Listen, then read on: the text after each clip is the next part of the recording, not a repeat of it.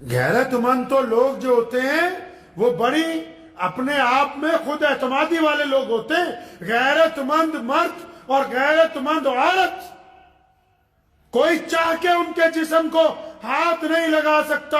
اور جو بے غیرت ہے، آپ چلے جائیں آج کل جو شادیاں ہوتی ہیں، آپ کو تو میں کیا کہوں، اسی پنجابیاں ہونی میں ایک ویاہ دے وچ گیا تے میری تو شرم دے نال اکھاں جھک گئیاں.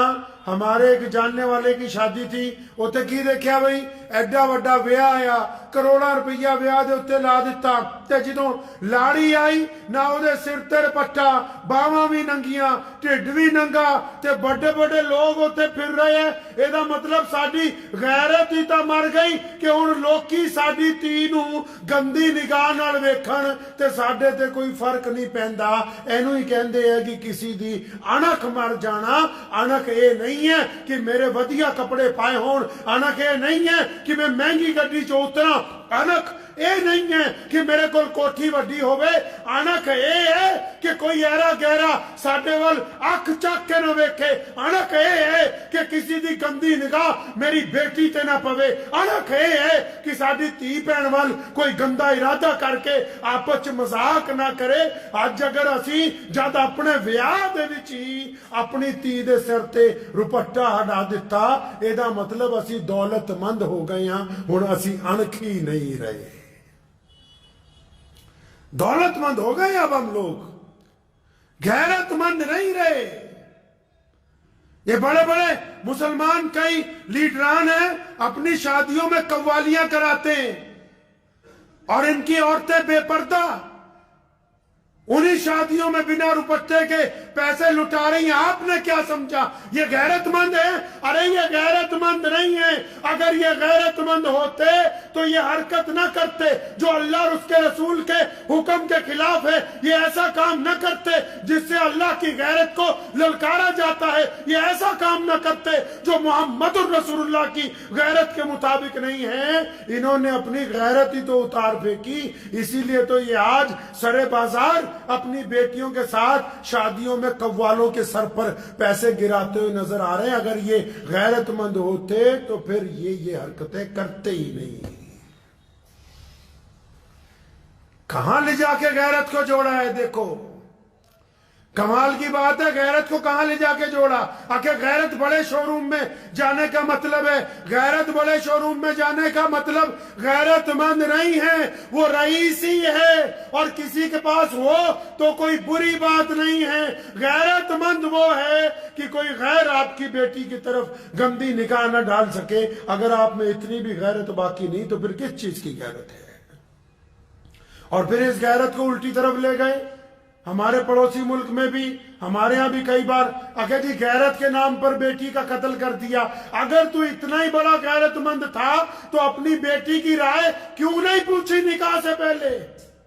کس نے کہا کہ بیٹی کا قتل کرنا غیرت کی بات ہے؟ آؤ پیارے نبی حضرت محمد الرسول اللہ صلی اللہ علیہ وسلم کو پڑھتے ہیں. رسول اللہ کے پاس گئے صحابہ اکرام. کون؟ سیدنا ابو بکر صدیق رضی اللہ تعالیٰ عنہ، امیر المومنین سیدنا عمر بن خطاب. ان لوگوں نے مولا علی رضی اللہ تعالیٰ عنہ کے ساتھ رسول اللہ کے پاس پیشکش کی کہ یا رسول اللہ ہم چاہتے ہیں. اور مولا علی نے خود بھی کہا کہ یا رسول اللہ میں بھی چاہتا ہوں کہ میرا عقد سیدہ فاطمہ رضی اللہ تعالیٰ عنہ سے ہو جائے، رسول اللہ کی بیٹی سے ہو جائے، جبکہ اللہ کو بھی یہی منظور ہے. پھر بھی نبی علیہ السلام نے کیا فرمایا؟ رک جاؤ، پہلے میں اپنی بیٹی فاطمہ کی رائے معلوم کروں گا. بیٹی کو قتل کرنے کی طاقت آ گئی غیرت کے نام پہ. اور وہ جو کئی سال سے بستر پر تڑپ رہی ہے، جن کی عمریں گزر رہی ہیں، جن کے راستے میں تم نے دہیج کی دیواریں کھڑی کر دی، جن کے راستے میں تم نے پیسے کی دیواریں کھڑی کر دی، جن کے راستے میں تم نے ذات اور برادری کی دیواریں کھڑی کر دی، اس وقت تو تمہاری غیرت کو کچھ نہیں ہوا. جب تمہارے بچے بستر پر تڑپ رہے تھے اس وقت تمہاری غیرت کو کچھ نہیں ہوا. آج اگر ان بچوں نے نکاح کر لیا تو تمہاری غیرت جو ہے وہ جواب دے گئی ہے. انہوں نے غیرت کا کام کیا تو تم غیرت کے نام پر قتل کرنے کے لیے تیار ہو. اور جب غیرت کو قائم کرنا تھا شریعت کے مطابق، جب غیرت مند بننا تھا، کس کو کہتے ہیں غیرت مند پتہ؟ ایک بندہ جو 5 وقت کا نمازی ہو اور نماز پڑھ کے جب وہ مسجد سے باہر نکلے اور کسی کی بیٹی کی نکاح پڑ جائے، اس کی نگاہ کسی بیٹی کے اوپر پڑ جائے تو وہ اپنی آنکھیں غیرت کی وجہ سے جھکا لے کہ میں نماز پڑھنے والا ہوں، میری غیرت گوارا نہیں کرتی کہ میں کسی بیٹی کی طرف دیکھوں گا۔ کہاں غیرت کو جوڑ رہے ہو تو پیسوں کے ساتھ؟ کون کہتا ہے کہ غیرت پیسوں سے خریدی جا سکتی ہے؟ پیسوں سے غیرت نہیں ہوتی۔ رسول اللہ نے متعدد حدیثیں ہیں، فرمایا گھوڑے پہ کوئی بیٹھ کے آ جائے دے دو، فرمایا کوئی بھوکا آئے کھانا کھلاؤ، پیاسا آئے پانی پلاؤ، ہر ایک جگہ کہا مسلمانوں کو کہ جو کوئی آئے مانگنے کے لیے تو خالی ہاتھ۔ اور جہاں غیرت کی بات آئی، جب غیرت کی بات آئی تو اپنی امت کو کیا کہا، مسلمانوں کو کیا کہا کہ کسی کے آگے ہاتھ مت پھیلانا۔ فرمایا ہاتھ مت پھیلانا، مانگنے نہیں جانا۔ فرمایا اگر بھیک مانگو گے قیامت کے دن تمہارے گلے میں توق ڈال دیا جائے گا کہ یہ بندہ دنیا کے اندر بھکاری بن گیا تھا۔ دیکھو کمال رسول اللہ کا، ساری دنیا کو بانٹنے کی بات کرتے ہیں لیکن ہاتھ پھیلانے کی بات انسانوں کے آگے نہیں کرتے۔ نعرہ تکبیر! نعرہ تکبیر! حق نبوت! حق نبوت! نعرہ تکبیر! غیرت یہ ہے کہ حرام کا مال آسانی سے ملتا ہو اور پھر سارا دن محنت کر کے چند روپے ہاتھ میں آتے ہوں، ان چند روپے سے جب بندہ اپنے گھر میں روٹی کھاتا ہے وہ غیرت والی روٹی اللہ کو بڑی پسند ہے، وہ غیرت والا کھانا رسول اللہ کو بڑا پسند ہے، اور یہ جو بے غیرتی سے ملنے کے لیے تیار تھا اللہ کو یہ پسند نہیں ہے۔ اور غیرت والے کھانے میں عزت یہ ہے کہ غیرت والے کھانے میں برکت ہے، غیرت والے کھانے میں اضافہ ہے، غیرت والے کھانے میں کل کو اللہ کی طرف سے خزانے ہیں، اور بے غیرت والا کھانا، بے غیرت والے کھانے میں بے چینی ہے، بے غیرت والے کھانے کے اندر حرام خوری ہے، بے غیرت والے کھانے میں بیماری ہے، بے غیرت والے کھانے میں ناکامی ہے، اور سب سے بڑی بات یہ کہ بے غیرت والے کھانے میں بے حیائی پیدا ہوتی ہے انسان۔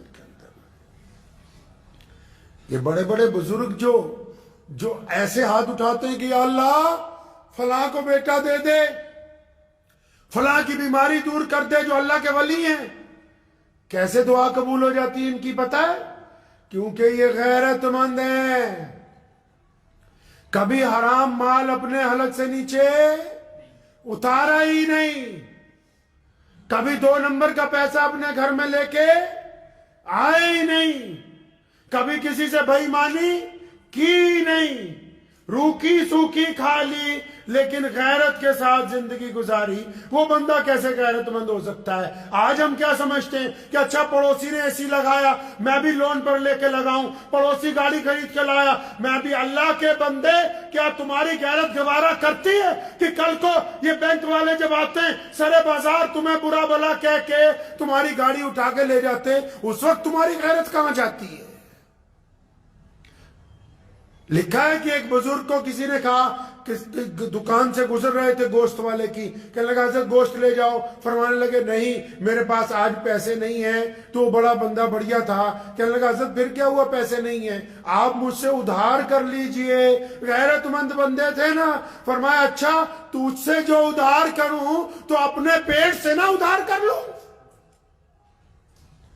اپنے گھر کی ہانڈی سے نہ ادھار کر لوں؟ یہ جو تیرے آگے ہاتھ پھیلاؤں گا میں کہ مجھے اتنے پیسے ادھار دے دو، فلاں کام مجھے کرنا ہے، میں اپنے لباس کے ساتھ، اپنے گھر کے ساتھ، اپنی سواری کے ساتھ، اپنے سائیکل کے ساتھ، اپنے برتن کے ساتھ، اپنے پیٹ کے ساتھ، اپنے بیوی بچوں کے ساتھ نہ ادھار کر لوں، تاکہ ان کو بھی پتا ہو کہ میں غیرت مند مرد ہوں، تاکہ میری اولاد کے اندر بھی غیرت آئے، بچوں کے اندر بھی غیرت آئے۔ یہ کیا بات ہو گئی؟ باہر میں بے غیرتی کی طرح ہاتھ پھیلاتا پھروں، اولاد کو بولوں کہ آرام سے عیاشی کرو تم۔ غیرت مہنگی چیز ہے، خاندانی لوگوں کے پاس ہوتی ہے، اچھا آپ سوچتے ہو کہ خاندانی کون؟ جس کا کوئی محل ہو، کوٹھی ہو؟ آپ سوچتے ہو کہ خاندانی وہ جو بہت بڑا مولوی ہو؟ اور نہیں، خاندانی غیرت مند وہ ہوتا ہے جو بدترین حالات میں بھی کسی کے آگے ہاتھ نہیں پھیلاتا۔ خاندانی غیرت مند وہ ہوتا ہے جو اپنے بچوں کے ساتھ جو گزارا اگر مشکل میں کرتا ہے تو لوگوں کو پتہ نہیں لگنے دیتا۔ خاندانی غیرت مند وہ ہوتا ہے کہ جب کسی سے ناراضگی ہوتی ہے تو اس کے متعلق گندی باتیں نہیں کرتا۔ خاندانی غیرت مند وہ ہوتا ہے جس کے پاس طاقت ہو لیکن وہ کسی کا نقصان نہیں کرتا۔ خاندانی ہونے کے لیے کوٹھی گاڑیوں کی ضرورت نہیں ہے، دل کا امیر ہونا زیادہ ضروری ہے۔